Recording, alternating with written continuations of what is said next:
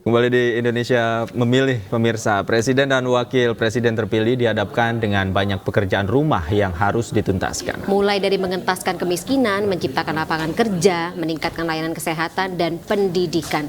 Lalu yang tak kalah penting, pemberantasan korupsi hingga pembangunan ibu kota negara di Kalimantan Timur.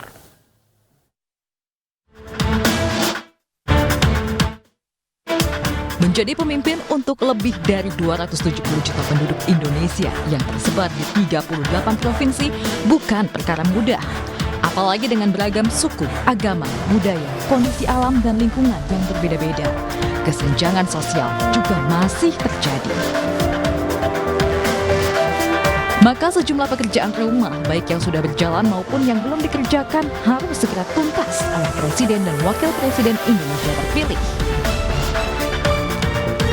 Pertama, siapapun Presiden dan Wakil Presiden terpilih akan terikat dengan Undang-Undang Nomor 3 Tahun 2022 tentang Ibu Kota Negara. Sehingga program pemindahan Ibu Kota Negara dari Jakarta ke Kalimantan Timur ini tampaknya mau tak mau harus dilanjutkan. Apalagi 4 tahapan groundbreaking pembangunan telah dilakukan. Namun Presiden terpilih harus bisa menarik investor, baik dari dalam negeri maupun luar negeri, untuk bisa menanamkan modalnya.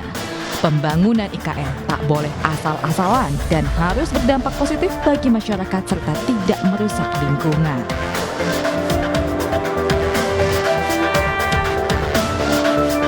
Masyarakat kerap disajikan berita tentang kasus korupsi di media massa, seolah korupsi menjadi penyakit yang sulit disembuhkan.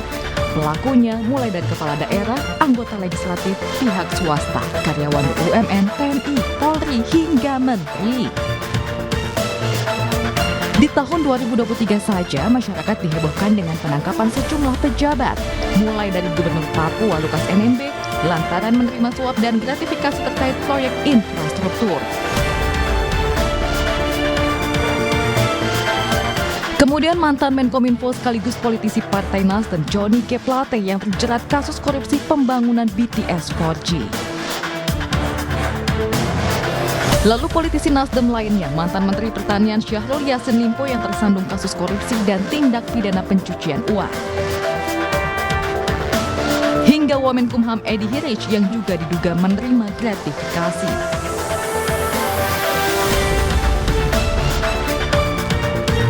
Indeks persepsi korupsi Indonesia pun kini berada di skor 34 dari 100. Skor ini stagnan dari tahun 2022. Artinya, Indonesia masih merupakan negara yang korup. Cita-cita Indonesia emas 2045 tentu akan sulit digapai bila korupsi belum dapat diberantas.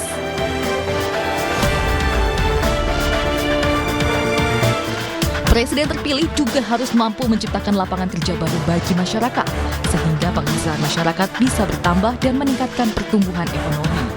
Saat ini rata-rata upah buruh di Indonesia 3,18 juta rupiah per bulan. Sementara tingkat pengangguran terbuka mencapai 5,3% dan harus diturunkan menjadi setidaknya 3%.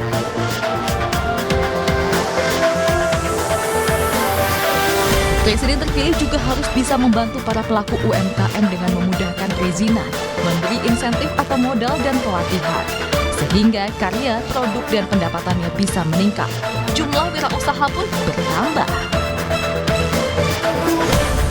Kemiskinan masih menjadi masalah besar negeri ini, ditambah harga kebutuhan pokok yang terus meroket. Jumlah masyarakat yang bisa bersekolah dengan layak dan menikmati pendidikan tinggi pun belum banyak. Data Badan Pusat Statistik hingga Maret 2023, jumlah penduduk miskin Indonesia mencapai 25,9 juta orang. Meski pemerintah gencar membagikan beberapa jenis bantuan sosial, namun terkadang pembagiannya tidak tepat sasaran dan pendataannya tidak akurat. Lebih dari 20% anak Indonesia mengalami stunting atau gagal tumbuh. Sementara target yang ingin dicapai pemerintah adalah turun menjadi 14% pada 2024. Stunting bukan hanya perkara tubuh pendek, tetapi berkaitan dengan kecerdasan anak di masa depan. Penyebabnya, banyak ibu hamil, bayi dan balita kekurangan nutrisi memadai di periode 1000 hari pertama kehidupan. Selain itu, kurangnya edukasi yang benar terkait gizi dan pola asuh.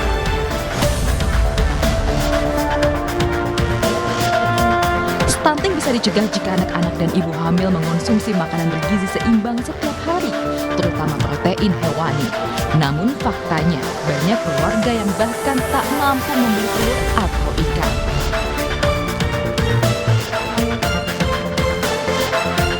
Di bidang kesehatan, masyarakat sudah menikmati layanan BPJS Kesehatan. Masyarakat miskin bisa berobat secara gratis, namun pelayanan di puskesmas maupun rumah sakit perlu ditingkatkan. Peralatan medis juga harus ditambah. Selain itu, jumlah dokter spesialis masih terbatas, terutama di daerah. Tim Liputan iNews melaporkan.